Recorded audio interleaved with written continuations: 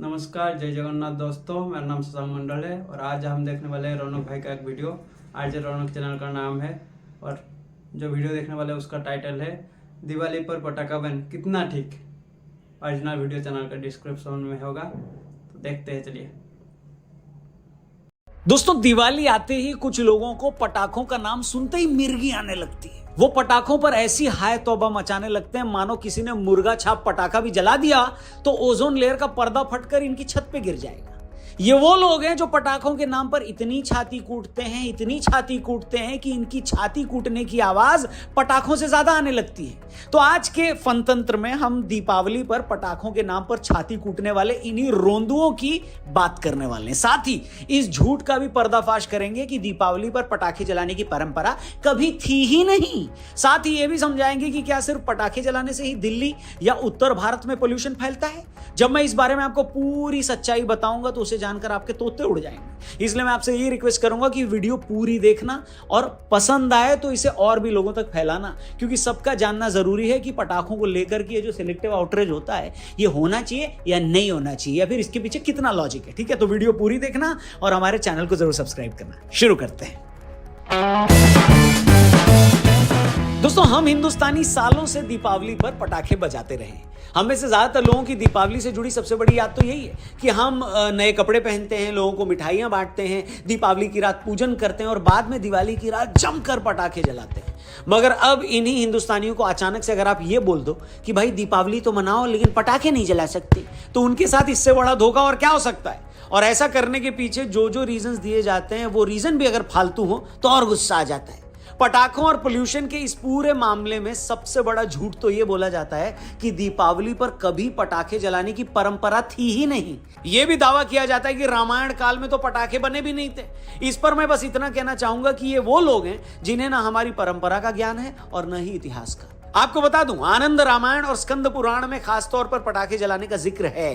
Gita press की तरफ से इस पर बाकायदा एक किताब छपी है जिसका नाम है वैशाख कार्तिक माघ मास महात्म्य। उस ग्रंथ में स्कंद पुराण और पद्म पुराण में पूरे विस्तार से बताया गया है कि हम अपने त्योहार कैसे मनाएं।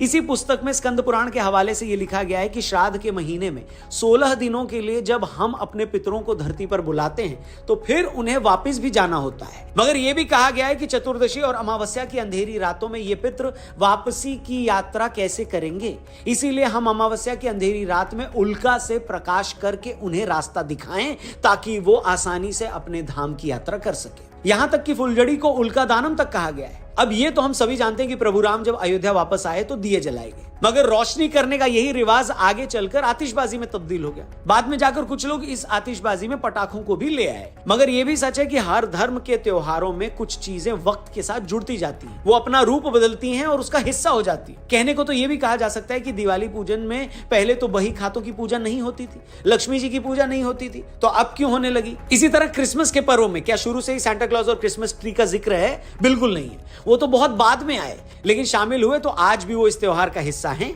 क्या आपको पता है यूरोप और अमेरिका में क्रिसमस के मौके पर कितने पेड़ काटे जाते हैं? कई जगह पीवीसी के बने नकली ट्री भी इस्तेमाल होते हैं। मगर जो भी हो, उस पर्व का हिस्सा तो बन गए ना, बताइए। अब स्कंद पुराण वाली बात पर बहुत सारे लोग ये कहेंगे कि अगर उसमें भी इस बात का जिक्र है तो ये कैसे प्रूव हो गया कि उस वक्त आतिशबाजी का इजाद हो गया था। तो चलो इस बात को भी साबित कर देते हैं। दोस्तों, दीपावली पर क्रैकर्स जलाने के मुद्दे पर कुछ लोग ये झूठ भी बोलते हैं कि अरे भारत में तो आतिशबाजी शुरू ही 50-100 साल पहले हुई है और जब भारत में आतिशबाजी करने के लिए टेक्निक ही नहीं थी तो दीपावली पर पटाखे कैसे फूटने लगे। तो ऐसे लोगों की नॉलेज के लिए बता दें कि भारत में बारूद का ज्ञान तो 8वीं शताब्दी के वक्त से है। 8वीं शताब्दी में संकलित संस्कृत भाषा के ग्रंथ वैशंपायन की नीति प्रकाशिका में इसका जिक्र मिलता है। हिस्टोरियंस मानते हैं कि प्राचीन भारत सॉल्टपीटर की अग्निचूर्ण या आग पैदा करने वाले पाउडर के रूप में जाना जाता था।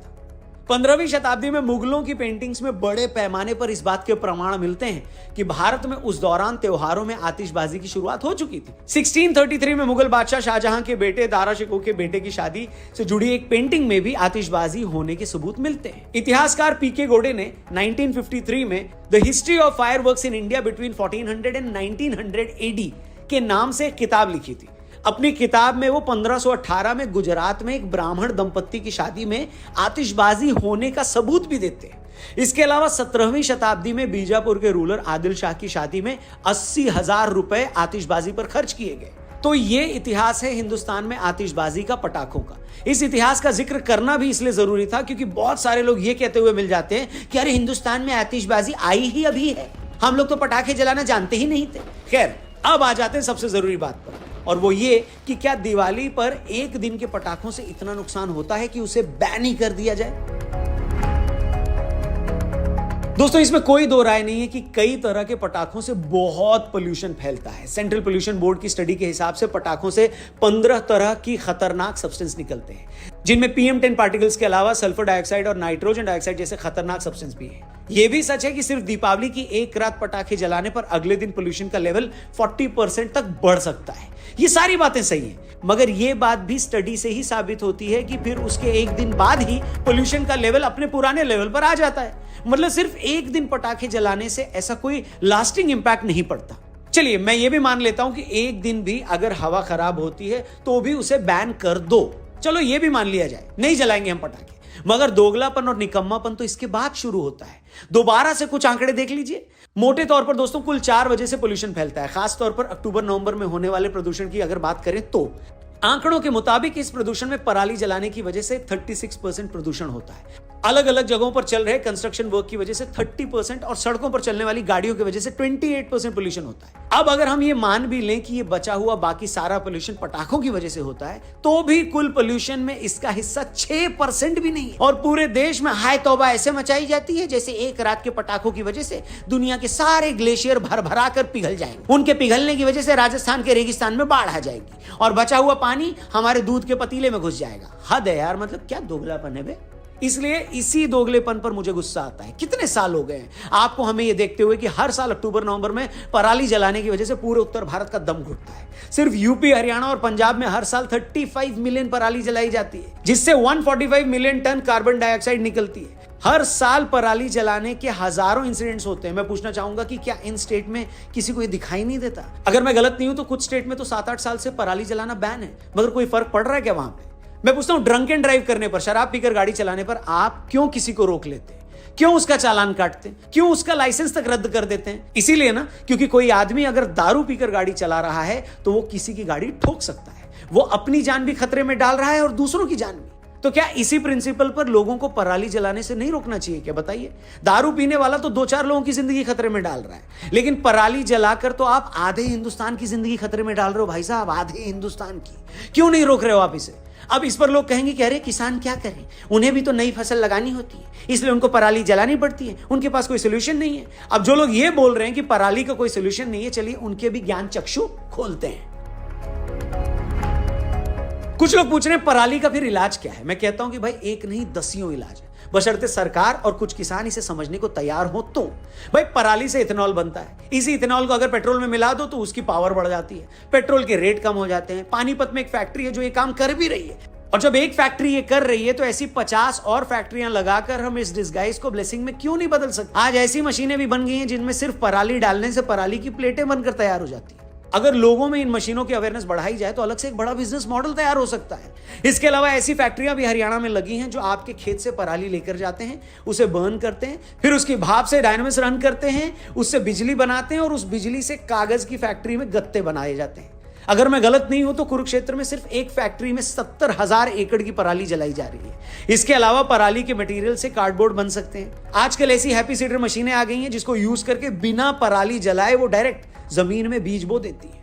और ऐसा नहीं है कि जिन सोल्यूशन की मैं बात कर रहा हूं ये कोई छिपा हुआ खजाना है या कोई छिपा हुआ ज्ञान है। अभी आप गूगल पर सर्च करेंगे तो आपको 10 ऐसे और लोग मिल जाएंगे जो ये सारे काम कर रहे हैं। अब क्वेश्चन ये है कि जब ये सब काम हो रहा है तो क्या सरकारों को इसका पता नहीं है? और अगर पता है तो वो क्यों इस काम को लार्ज स्केल पर नहीं कर रही है? हर साल सिर्फ एयर पोल्यूशन की वजह से इंडिया में 10 लाख से ज्यादा लोग मर जाते हैं। जो मौसम सबसे खुशनुमा होता है, जिस मौसम में त्योहार होते हैं कि हमें बाहर निकलकर दोस्तों, यारों, रिश्तेदारों से मिलने का मौका होता है, उसी मौसम में हम सब घरों में दुबक कर बैठ जाते हैं। मगर किसी को होश ही नहीं है इन बातों का। कोई इस मामले की सीरियसनेस को समझ ही नहीं रहा है। कोई और देश होता तो लोग सड़कों पर आ जाते, मगर अफसोस कि हमारा मिडिल क्लास सिर्फ और सिर्फ सोशल मीडिया पर इस पर चुटकुल्ले बनाकर खुश हो जाता है। अदालतें भी कभी इस मामले पर खुद से संज्ञान नहीं लेती, बस जैसा है बस चले जा रहा है राम भरोसे। यहाँ पे खत्म होता है ये वीडियो।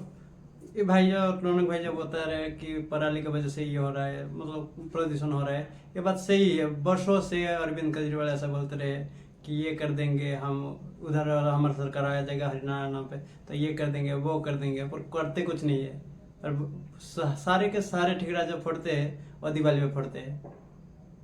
जैसे ही रौनक भाई बताए कि 6% भी नहीं है, फिर भी हम मतलब कुछ तो दिखाना पड़ेगा कि ऐसा हुआ है वैसा हुआ है, तो सारे के सारे इल्जाम डाल दो दिवाली पे, खत्म, टेंशन नहीं। जय जगन्नाथ।